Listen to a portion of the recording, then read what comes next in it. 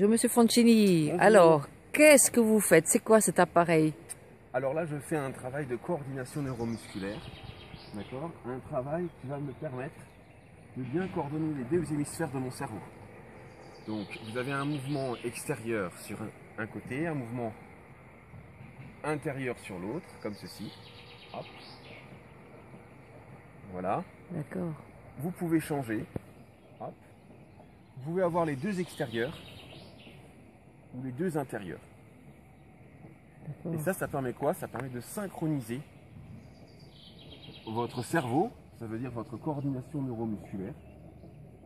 D'accord?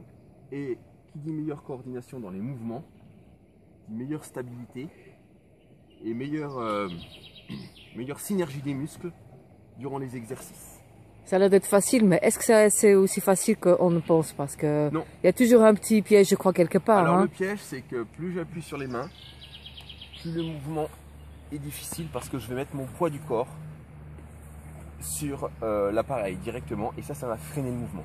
D'accord. Plus je relâche et j'ouvre les mains en gardant bien ceci contre la paume, plus je fluidifie le mouvement. Le but étant de garder quand même un mouvement fluide et continu, mais on peut mettre plus de résistance ici en fermant les mains et plus encore en appuyant sur les mains.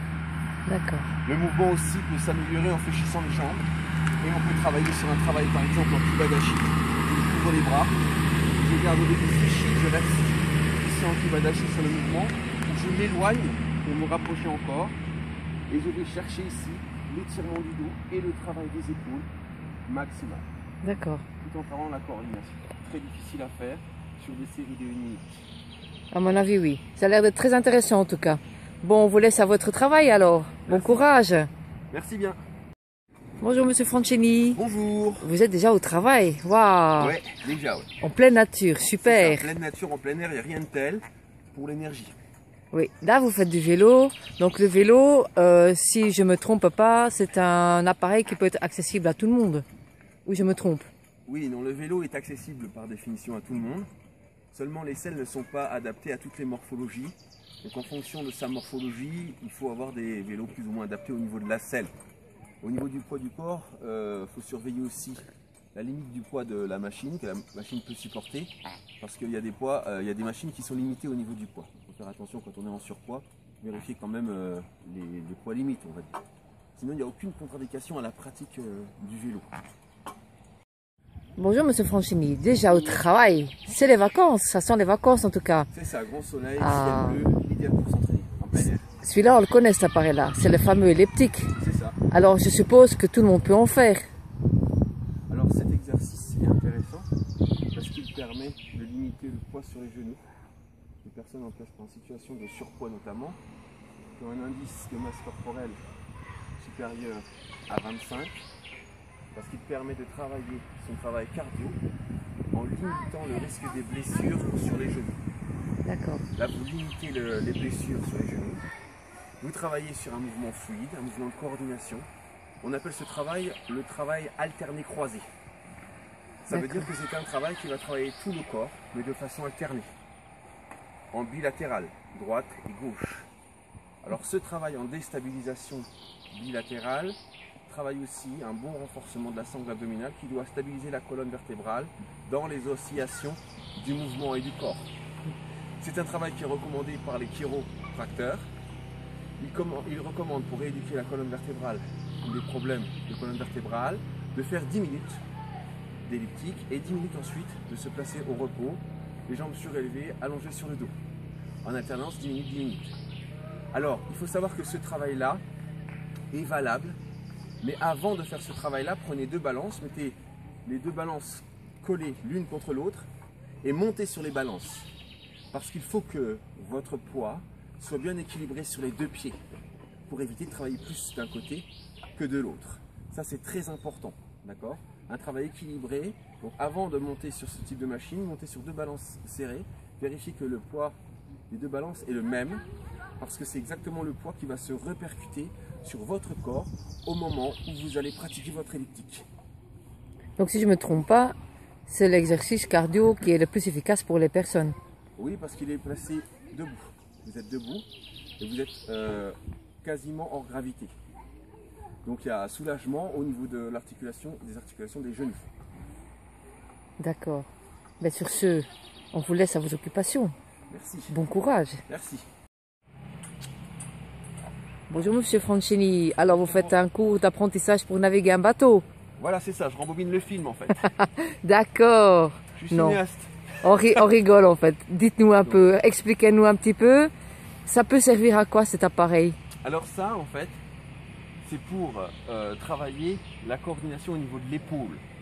D'accord? Là je travaille les rotateurs de l'épaule.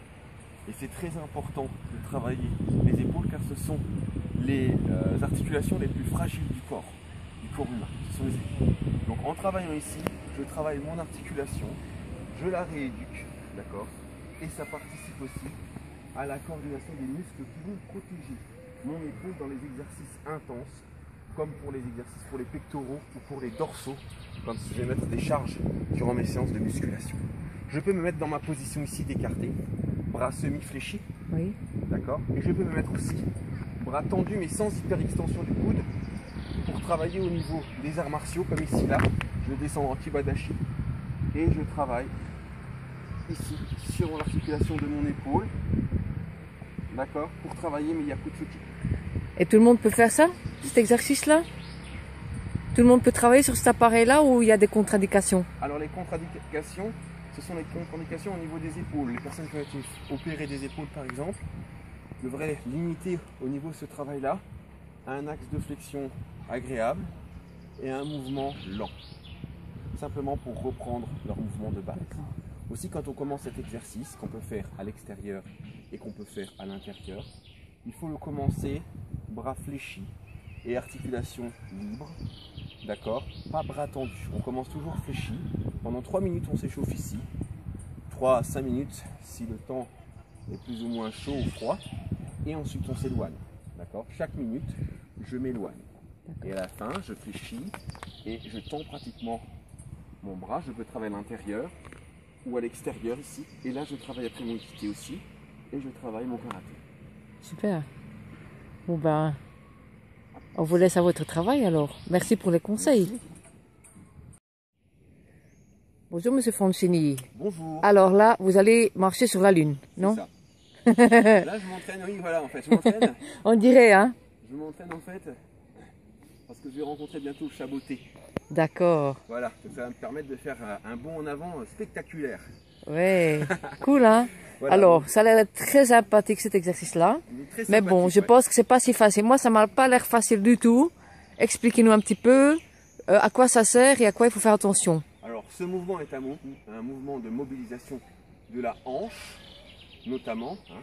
C'est un travail qui permet une bonne coordination neuromusculaire sur le train inférieur, mais aussi sur la coordination abdominale par rapport au train inférieur, c'est-à-dire que là, mes abdos travaillent également. Toujours pareil pour stabiliser mon bassin et stabiliser ma colonne vertébrale. D'accord. Tous les mouvements d'oscillation du corps permettent un bon travail des abdominaux. Donc, les abdominaux travaillent, les fessiers travaillent parce que il faut que je pousse mes talons vers l'arrière pour solliciter davantage les fessiers, bien évidemment. Les genoux sont hors charge.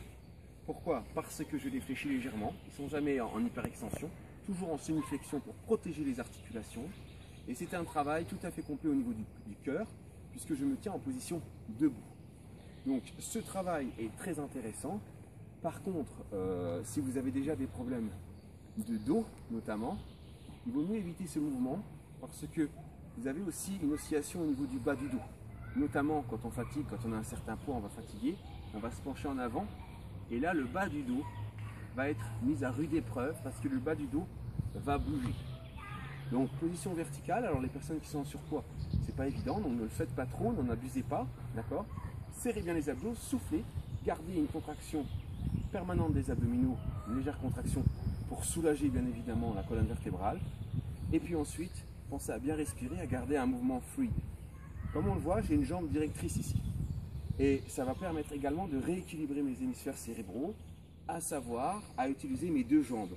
Parce que dans la vie courante, on utilise toujours plus une jambe que l'autre. Donc grâce à cet exercice, par exemple au début, mon mouvement était celui-ci. Celui-ci. Et grâce à cet exercice, je reprends conscience qu'il faut que je travaille des deux côtés de façon équilibrée. Donc ça permet un rééquilibrage également du travail des hémisphères cérébraux sur la motricité du train inférieur et des jambes, bien sûr. C'est très intéressant. En tout cas, ça a l'air d'être très sympathique. Très sympathique. On vous laisse vous envoler. N'allez pas trop vite, hein. Non. À mon avis, vous faites un sprint avec ça, c'est pas évident. Ça doit être pas mal, ça doit être intéressant. Et on le sent aussi sur les mollets, parce que bien évidemment que le pied ne reste pas forcément statique, puisque le genou est légèrement fléchi. Donc de temps en temps, le talon décolle un petit peu, ce qui fait travailler aussi les mollets. Les arrières de cuisses sont mis à contribution également. C'est un travail vraiment sympa à faire. Et tous ces travails cardio-là sont à faire entre 10 minutes et une demi-heure pour les habitués. Voilà. Super. Et là, vous avez un super circuit sur 6 machines. Vous calculez, vous en avez facilement pour 2 heures de séance. C'est cool. Ah, Bon, très sympa. Très on sympa. vous laisse vous exercer. Ouais. Une bonne journée et merci. Merci à vous.